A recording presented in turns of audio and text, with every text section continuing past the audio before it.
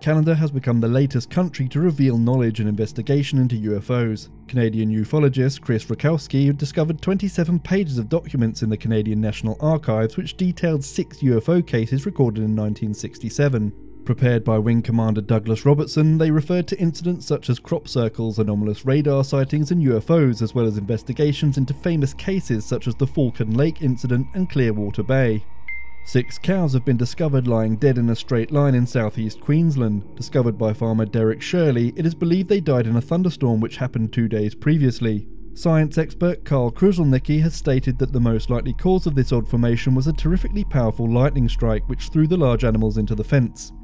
Alleged TR-3B craft captured on dashcam footage has been released by YouTube channel UFO Today. The grainy footage appears to show a triangular aircraft with unblinking lights, similar to the TR-3B aircraft, an alleged secret project rumoured to be reverse engineered from alien technology by the United States government. Although the footage is poor quality, so the exact shape, altitude and details of the lights on the craft are unidentifiable.